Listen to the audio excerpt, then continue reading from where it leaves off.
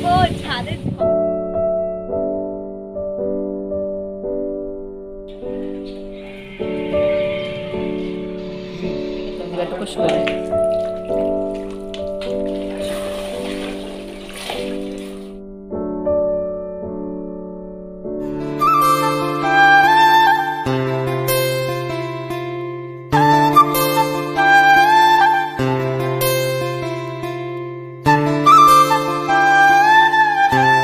নমস্কার, আমার সকল প্রিয় বন্ধুদের নতুন আরও একটি ব্লগে ওয়েলকাম। আশা করছি সবাই অনেক ভালো আছো, সুস্থ আছো, আর আমিও অনেকটাই ভালো আছি। আমার এই ভিডিওটি যে সকল বন্ধুরা দেখছো সবাইকে অনেক ধন্যবাদ আর ভালোবাসা জানিয়ে আজকে ব্লগটা শুরু করছি। আজকে ব্লগটা কিন্তু একেবারে সকালবেলা ঠাকুরঘর থেকে শুরু করেছি। যেহেতু আজকে দ্বাদশী, তো সকাল আমার 8:30টার মধ্যে দেখো পুজো দেওয়া হয়ে গেছে। দ্বাদশীর দিন খুব সকালেই পুজো দেওয়া হয়ে যায়। তো ওদিকে পুজো দেওয়া কমপ্লিট হয়ে গেছে, ওই প্রসাদটাই কিন্তু খেয়ে আমরা একাদশীর পারণটা ভাঙি। তো তারপরে নিচে চলে এসেছি একটু রান্না বান্না করতে। তো দেখো সকাল সকাল আজকে রান্নাও বসিয়ে দিয়েছি। এখানে হচ্ছে ভেন্ডি ভাজা হচ্ছে, আর আজকে নিরামিষই রান্না হয়, মানে দ্বাদশীর দিন কিন্তু আমরা নিরামিষই খাই। তো যাই হোক, নিরামিষ খাবো ভেবে আর খাওয়া হলো কোথায়। পুরো ভিডিওটা দেখতে পারলে তোমরা অবশ্যই বুঝতে পারবে। তো যাই হোক, দেখো এখানে ভেন্ডি ভাজা হচ্ছে আর ওদিকে হচ্ছে পনির রান্না করব। আর আজকে এই জন্যই একেবারে ব্রেকফাস্ট আর দুপুরের লাঞ্চটা একবারে করে নিচ্ছি, কারণ আজকে কিন্তু আমাদের এখানে ভোট। তো ভোট দিতে যেতে হবে, ওই জন্য সকাল সকাল মানে 2 টাইমের রান্নাবান্না একেবারে করে নিচ্ছি। আর বেশিরভাগ দিন আমরা সকালটা ভাতটা মানে সব কিছুই খাই, ভাত হলে ভাত, রুটি হলে রুটি, এমন কিছু নেই যে ওটাই বাঁধা ধরা খেতে হবে। আর এই তো দেখো আলু পনিরটাও কিন্তু হয়ে এসেছে, নামিয়ে ফেলবো। একদম নিরামিষ রান্না হয়েছে। আর জানো তো কালকে যেহেতু একাদশী ছিল, তো রিশুর জন্য তো রান্নাবান্না করেছিলাম, তো সেখানে আমি নিরামিষ রান্না করেছিলাম। আর কালকে আমি ডালটা একটু বেশি করে করেই রেখেছি, আজকে সেটা বার করে গরম করে নেব।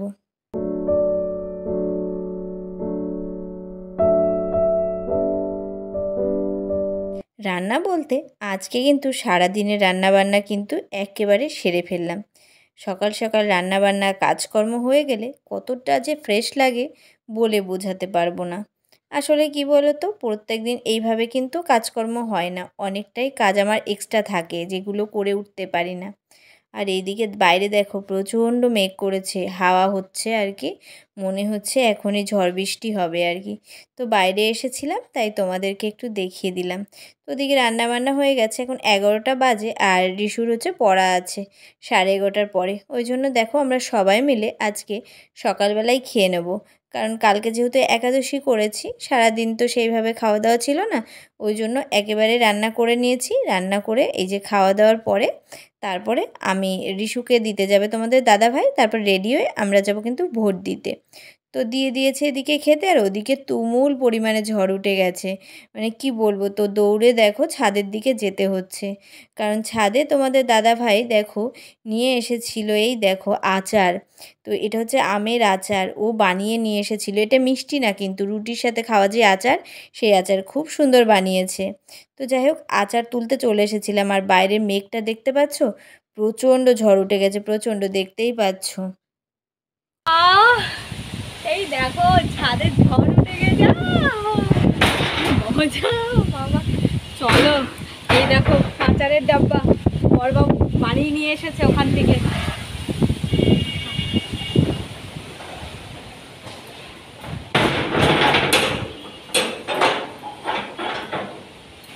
আর এই তো দেখো তোমাদের দাদাভাই আর রিশুকে খেতে দিয়ে, মানে খেতে দিয়ে রেখে কিন্তু চলে গেছিলাম। সবজি মানে ডাল টাল আর কিছু দিয়ে রেখে যায়নি, কারণ ঝড় উঠে গেছে। আর ওই যে বড়বাবু আচার বানিয়ে নিয়ে এসেছে, সেই আচারটা তুলতেই কিন্তু ভাগ দিয়েছিলাম।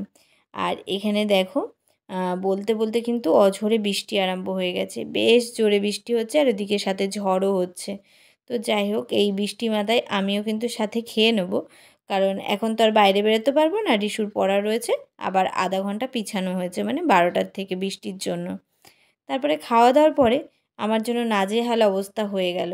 কেন বলো তো, সকাল থেকে আমি অনেক কষ্ট করে, যেহেতু কালকে সারাদিনই ধরে উপোস থাকাই বলতে পারো, তারপরে সকাল সকাল উঠে সমস্ত কাজ গুছিয়ে 8:30টার মধ্যে স্নান করে পুজো দিতে গেছি। ভাবলাম রান্না বান্না করে নিই, একটু রেস্ট করব, করে নিই তবে কিন্তু ভোট দিতে যাব। আর সেটা আর হলো কোথায় আমার দেখো রেস্ট হলো না। এই যে এত ধুলো জমে গেছে, মানে এতটা ঝড় হয়েছে, চারিদিক দিয়ে ধুলো জমে গেছে। তো আবার আমাকে পুরো ঘর সব ঝেড়ে, বিছানা টিছানা ঝেড়ে নতুন করে কিন্তু আবার একটু পোছা লাগিয়ে দিতে হবে।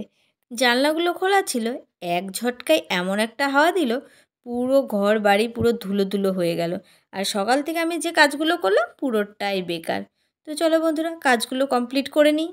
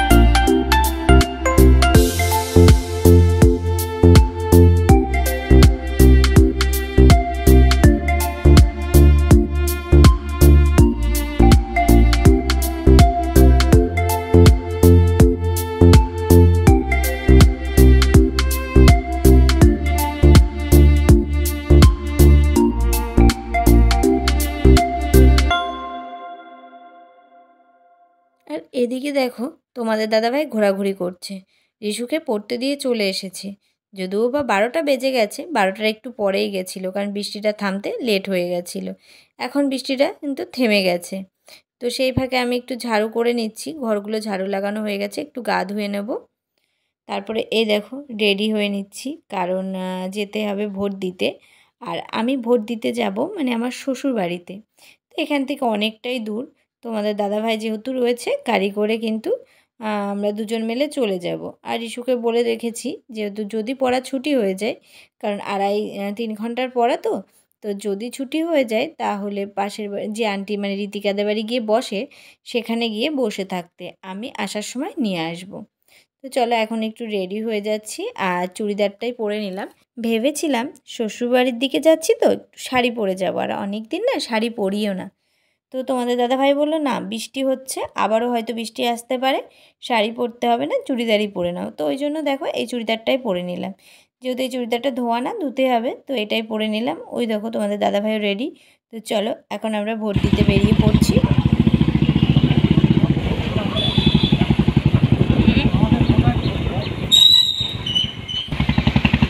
মেঘলা মেঘলা আকাশ, কি সুন্দর লাগছে দেখো।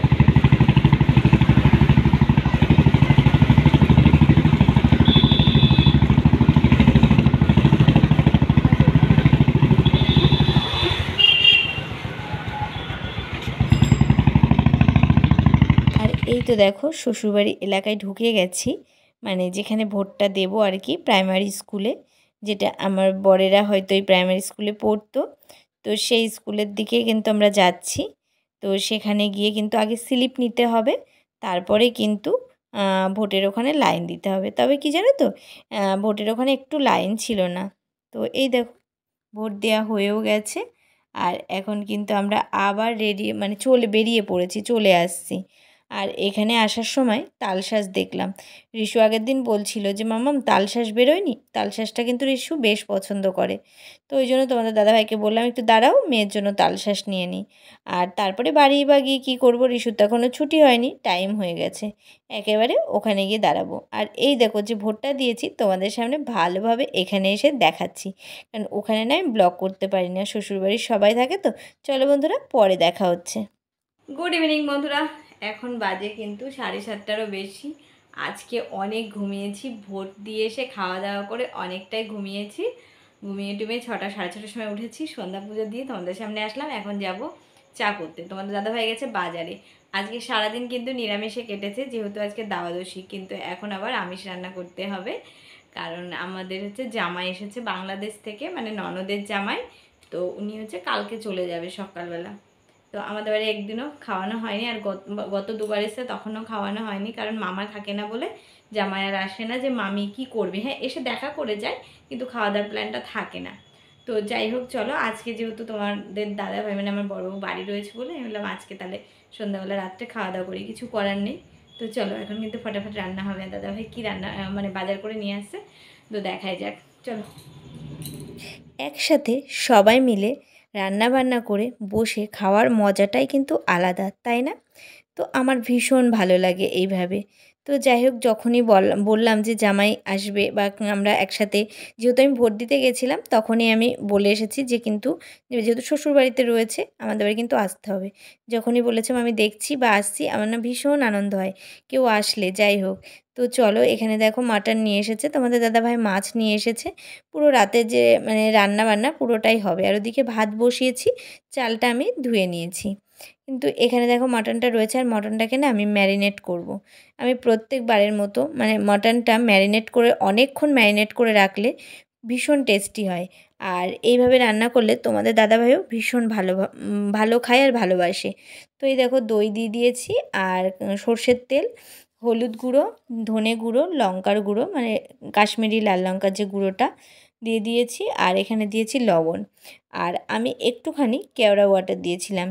কী বলো তো, আজকের মানে মাটনটায় সেরকমভাবে সেন্ট নেই, একদম মানে ছোটো খাসি যাকে বলে। আসলে রাত্রে তো ভোটের দিন তো সেইভাবে কাটেনি, এক জায়গায়ই কেটেছে। তো যাই হোক, আমি না একটুখানি সেন্টের জন্য 1-2 ফুট মতো কিন্তু এইভাবে ম্যারিনেট করার সময় দিই কেওড়া ওয়াটারটা, আমার জন্য বেশ ভালো লাগে মটনে। আর এদিকে করছি হচ্ছে আম দিয়ে মুসুরির ডাল মানে টক ডাল। তো গরমে টক ডাল খেতে তো কিন্তু বেশ মজা লাগে। আর এদিকে আমি কিন্তু ফোড়ন দিয়েছি আর কি, ডালটা প্রায় হয়েই গেছে, ডালটা নামাবো। রাত কিন্তু অনেকটাই হয়ে গেলে তবুও আনন্দ লাগছে, কেন বলো তো, সবাই আসবে আর একসাথে আমরা বসে একটু গল্প করব, খাওয়া দাওয়া করব। এখনও কেউ এসে পৌঁছায়নি। আর এদিকে তোমাদের দাদাভাই ডেলিগারের মতো আমাকে একটু হেল্প করে দেয়। ও এই কাটাকুটি গোছানো বাড়ি থাকলে আমাকে প্রত্যেকটা জিনিসে ভীষণ হেল্প করে। তো যাই হোক, সব কাটাকুটা করে দিচ্ছে। আর এখানে দেখো চিংড়ি মাছটা ভেজে রেখেছিলাম, দিয়ে দিলাম। চিংড়ি মাছটা সর্ষে দিয়ে করছি, এর থেকে বড় চিংড়ি মাছ আর রাত্রে কিন্তু পাওয়া যায়নি। আর এখানে তোমাদের দাদাভাই দেখো শশাগুলো কেটে নিচ্ছে। আর রাত্রে সেইভাবে বাজারঘাট মানে কী থাকবে বলো, আর যেহেতু ভোটের বাজার, তো সেইভাবে আমাদের বাজারটা সেরকমভাবে খোলা ছিল না। এদিকে দেখো চিংড়ি মাছটা হয়ে গেছে, আর এখানে মাটন কষাটাও বসিয়ে দিয়েছি। তো ভাবলাম অনেকটা রাত হয়ে গেছে, তো ফটাফট রান্নাটা সেরে ফেললেই হয় আর কি। আসলে কি বলো তো, বাজারঘাট করে চিন্তাভাবনা করতে করতে বেশ 7:30 বেজেই গেছিলো, ওই জন্য কিন্তু একটু লেট হয়ে গেল। দুপুরের আগে চিন্তাভাবনাটা থাকলে কিন্তু অনেকটা আগিয়ে যেত। আর এখানে দেখো মাটনটা পুরো কিন্তু তেল ছেড়ে দিয়েছে, এত সুন্দরভাবে তেল ছেড়ে দিয়েছে, ভেবেছিলাম কড়াইতেই জল দিয়ে ফুটিয়ে নেব, কিন্তু দেখলাম না অনেকটা টাইম হয়ে গেছে, কড়াইতে ফোটাতে হলে অনেক টাইম লাগবে। তো আমি এইভাবে দেখো কষিয়ে নিয়েছি। এখন একটু গরম জল দিয়ে দেবো। তারপর এই যে কুকারের মধ্যে সিটি লাগাতে দিয়ে দিয়েছি। 3-4টে সিটি লেগে গেলে বন্ধ করে আবার একটু ফুটিয়ে গরম মশলা দিয়ে নেব। আমি এইভাবে মাটনটা বেশি রান্না করি, আর সবাই বলে যে ভালো হয় আর কি খেতে। আর দেখো ডিনার প্লেটগুলো নামিয়েছি, আর এই যে সব কিছু রান্না যেগুলো হয়েছে সাথে কিন্তু পটল ভাজাও হয়েছে। আর যাই হোক এই দেখো এখানে কিন্তু সবাইকে একসাথে দিয়ে দিয়েছি। এখানে রয়েছে আবার রিশু, ওইটা আমাদের মানে মাঝখানে চশমা চোখে দিয়ে 2 জন আছে। একটা হচ্ছে আমার ভাসুরের ছেলে আর একটা হচ্ছে জামাই। আর এদিকে আছে ভাসুরের ছেলের বৌমা আর কি, কিন্তু ওটা ছোট ছেলের বৌমা, মানে আমাদের ছোট বৌমা। আর ওটা যেটা খাচ্ছিল সেটা কিন্তু বড় ছেলে, কারণ ছোট ছেলে হচ্ছে বাইরে রয়েছে। তো কাজের সূত্রে আর কি আজকেই গেছে, ও জানতোই না যে কাকিমার বাড়িতে খাওয়া দাওয়া হবে। তো যাই হোক পরে তো যেহেতু আমি ব্লগ করছি দেখলেই বলবে যে তুমি মানে ওর বিয়ে হলো যেহেতু ডিসেম্বর মাসে, একটা দিনের জন্য ওকে ডাকতে পারিনি। আসলে তোমাদের দাদাভাই থাকে না ঠিক মতো, তো একটা ডাকতে গেলে দেখো আমার আরও বড় ছেলে আছে, তার বৌমা আছে, আমার আরও ভাসুরের মেয়ের আছে, আর আমরা না সবাই একসাথে খাওয়া দাওয়া করি, সেটা মজাই আলাদা হয়, ওই জন্য না ডাকিনি। তো যাই হোক ভিডিও দেখলে বলবে কাকি আমাকে কিন্তু ডাকলে না, তো ওর একটু মন খারাপ লাগবে। তো যাই হোক আবার একদিন আমরা এইভাবে আনন্দ করে খাবো, যেহেতু জামাই চলে যাচ্ছে বলেই কিন্তু আজকের এই আয়োজনটা। আর ওদিকে ছেলের বউ একা বাড়িতে রয়েছে, আর ওদিকে বড় ছেলেটাও রয়েছে, তো ওদের কি করে বাদ দিই। আর ওরা বাদের খাতায় কখনো থাকেই না।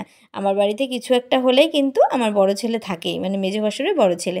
ও ভীষণ ভালোবাসে আর আমি ওকে ভীষণ ভালোবাসি। তো যাই হোক আমার অনেক হেল্প করে ও সব ইয়েতে। তো চলো ওদের খাওয়া দাওয়ার পরে সবাই কিন্তু চলে গেছে, আর তোমাদের দাদাভাই বৌমাকে বাড়ি দিয়ে এসেছে, এখানেই একদম আমাদের বাড়ির কাছে আর কি।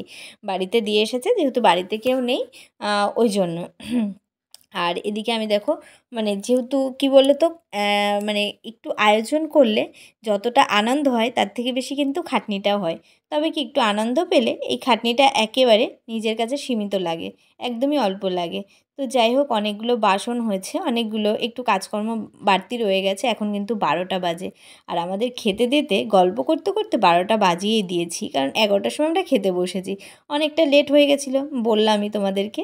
তো প্রচণ্ড গল্প করেছি, বেশ খাওয়া দাওয়া করেছি, আনন্দ করেছি, আজকের দিনটা বেশ ভালোই কাটলো। তো বন্ধুরা আজকের ভিডিও কিন্তু এখানেই শেষ করছি। তো আশা করছি তোমাদের ভিডিওটা খুব ভালো লেগেছে। আর ভিডিওটা ভালো লাগলে লাইক কমেন্ট শেয়ার করতে ভুলো না। আর এইভাবে আমার পাশে থেকো, চ্যানেলে নতুন হয়ে থাকলে চ্যানেলটাকে কিন্তু সাবস্ক্রাইব করে দিও।